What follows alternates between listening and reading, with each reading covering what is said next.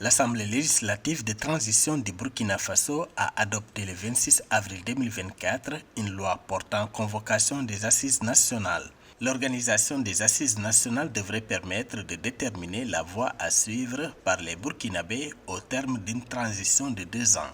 Conformément à la charte du 14 octobre 2022, la fin de la transition est fixée au 1er juillet 2024.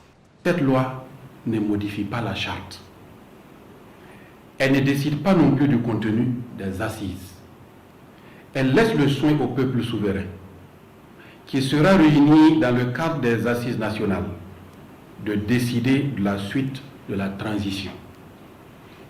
Ces assises doivent être organisées un mois au moins avant la fin de la transition fixée par la charte.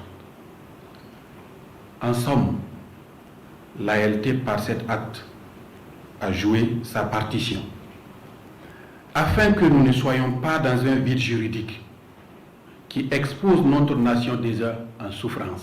La proposition de loi votée à l'unanimité des 71 députés de l'Assemblée burkinabé propose que cette grande concertation nationale se tienne au moins un mois avant le 1er juillet 2024, date de fin de la transition dans ce pays d'Afrique de l'Ouest. Plusieurs partisans du capitaine Ibrahim Traoré, président de transition, ont appelé à prolonger la transition pour lui permettre de libérer le pays aux mains des terroristes. En 2021, le Mali a révisé sa charte en passant par des assises.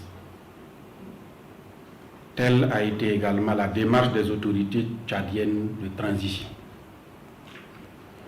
Il est donc logique et légitime d'avoir recours au peuple réuni dans le cadre d'assises nationales pour nous donner à tous la conduite à tenir. Le capitaine Ibrahim Traoré est arrivé au pouvoir le 30 septembre 2022 après un coup d'État contre le lieutenant-colonel Paul-Henri Damiba qui avait renversé Roch Marc Kaboré 8 mois plus tôt, l'expliquant par la dégradation de la situation sécuritaire. En octobre 2022, les forces vives avaient adopté lors des premières assises nationales une charte mettant en place les organes de transition. La dite charte prévoit la fin de la transition de 24 mois par l'organisation d'élections.